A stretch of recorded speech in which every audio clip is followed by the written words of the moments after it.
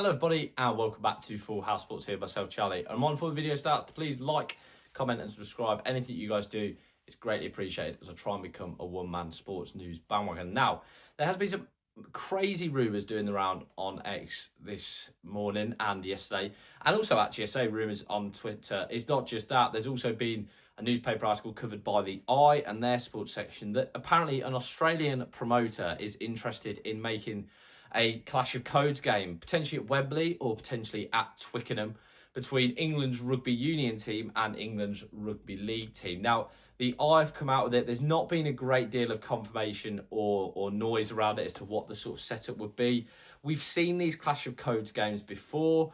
Of course, Bath and Wigan played each other in the 1990s. They've happened before as well with both the union and league teams. There's an old school poster I saw of a game at the Odsal Stadium in Bradford that happened a few decades ago. Got to be honest, I'm not entirely sure, apart from a cash grab, what the point of it is. It may get more eyes on both sports. I don't know. I'm really struggling to see the positive side of this, and that sounds really harsh and really negative, but I just don't see what either team benefits from this. And actually, I think probably like myself as well, as a fan of both codes, you know what could potentially happen, which is a few of the union bigwigs will start to look at the league lads and go, oh, let's coach them, let's poach them.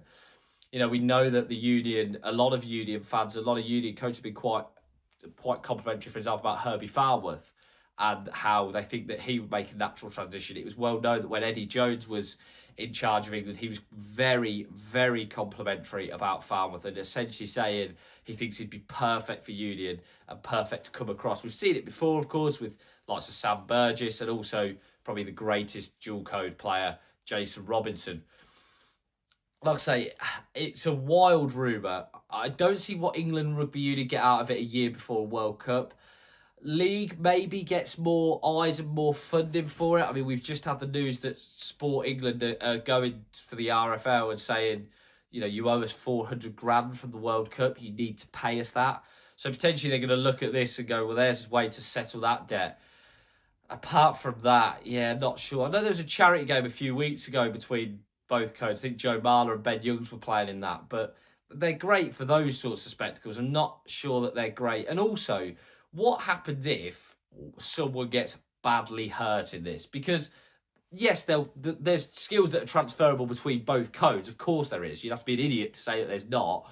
But say something does go wrong, especially England Rugby Union, well, even the league, because they've got a World Cup that year. If one of your big hitters gets injured for that, then you're going to be going, right, what on earth do we do? Why did we do that? I don't get it. I don't see the point to it.